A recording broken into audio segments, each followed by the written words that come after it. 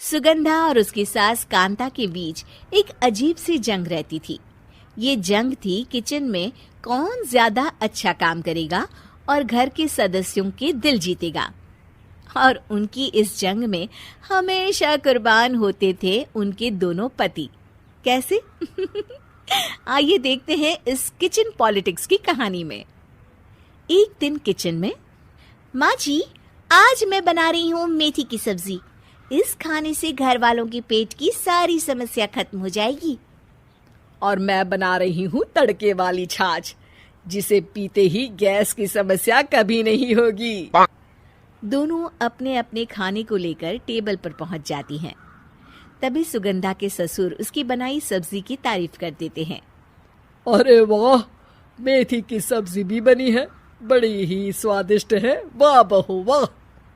अरे बहू, लेकिन इसमें इतनी सारी मेथी बर्बाद करने की क्या जरूरत थी? देखिए माँ जी, ये तो वो मेथी है जो आप रात में भिगोकर सुबह उसका पानी पीती हैं, और जो मेथी फेंक देती हैं उसी से मैंने ये सब्जी बनाई है। अरे वाह बहू, तुमने तो बड़ा ही समझदारी का काम किया। बस अब क्या था, कांता जी का तो मानो ये सुनकर खून ही सूख गया। वो फैसला कर लेती है कि किसी भी तरह वो अपने खाने की तारीफ लेकर ही रहेगी और सुगंधा को किचन में उसकी कमियां गिनाएगी। कांता फ्रिज खोलकर देख रही होती है और फिर सुगंधा से कहती है, अरे बहू, ये क्या, पूरा फ्रिज गंदा पड़ा है। तभी वहां सुगंधा का पति आ जाता है। वो सुगंधा को डांट कर कहता है, सुगंधा, तुम्हें कितनी बार कह रखा है कि वायरस फैल रहा है, साफ सफाई का पूरा ख्याल रखना है, लेकिन तुम किचन में इतनी गंदगी रखोगी तो कैसे चलेगा। सुगंधा सास की तरफ देखती है जहां वो मुस्कुरा रही होती है। सुगंधा समझ जाती है कि सास ने उससे बदला लेने के लिए ये सब किया है। दोनों रात के खाने की तैयारी में लग जाती हैं। दोनों ना एक दूसरे की तरफ देखती हैं और ना ही एक दूसरे से बातें करती हैं। रात को खाने की टेबल पर एक एक कर दोनों कई तरह के अलग अलग व्यंजन टेबल पर लगा देती हैं और अपने अपने पति के पास जाकर खड़ी हो जाती हैं। अरे खाइए जी खाइए, मैंने बड़ी मेहनत से बनाया है। प्लेट में वो खाना डालती हैं। सुगंधा भी दोनों की प्लेट में खाना डालते हुए कहती है, बड़ी ही मेहनत लगी है इस खाने को बनाने में। हाँ, दोनों को ना चाहते हुए भी सारा खाना खाना पड़ता है। कहीं दही तो कहीं मलाई तो कहीं मसाला। और इन सब के बाद दोनों बड़ी ही मुश्किल से अपने कमरे में सोने जाते हैं। लेकिन अगली सुबह सुगंधा का पति चिल्ला रहा होता है, हाय रे, हाय मेरा तो पेट खराब हो गया। हाय माँ, बहुत दर्द हो रहा है। तो वहीं कांता के कमरे से भी कुछ ऐसी ही आवाज आने लगती है। हे भगवान, इस सास बहू की लड़ाई हमारी जान लेकर रहेगी।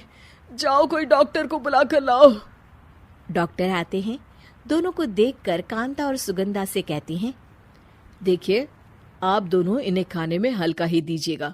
हो सके तो रात का खाना जल्दी खाया करे और वॉक किया करे। इतना कहकर डॉक्टर वहां से चले जाते हैं।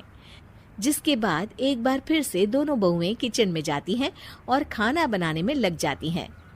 रात में खाने के टेबल पर दोनों एक बार फिर से खाना लगाने लगती है।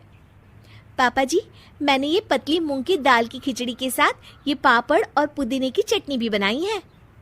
अरे बहू, अभी अभी बेचारे पेट की बीमारी से गुजरे हैं। इतना भारी खाना तो डॉक्टर ने भी मना किया है ना।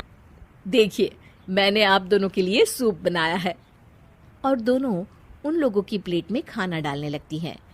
तभी दोनों एक साथ बोल पड़ते हैं, बस करो, हमें माफ करो। हमें नहीं खाना इस घर में, ना खिचड़ी और ना ही सूप। हम इंसान हैं, एक वक्त में एक ही खाना खा सकते हैं। बस करो, हमें माफ करो। हमें नहीं खाना इस घर में, ना खिचड़ी और ना ही सूप। हम इंसान हैं, एक वक्त में एक ही खाना खा सकते हैं। इतना कहकर वो दोनों वहां से चले जाते हैं। कहानी का अंत। आप लोग उम्मीद कर रहे होंगे कि अंत में सब ठीक हो जाएगा। नहीं जनाब, अगर सास बहू के बीच सब ठीक हो जाए तो आप ये सीरीज देखे ही क्यों? तो मजा लीजिए इस चैनल में सास बहू से जुड़ी कहानियों का, क्योंकि ये ऐसा रिश्ता है जिसकी मिठास उसकी खटास में हमेशा ज्यादा ही रहती है।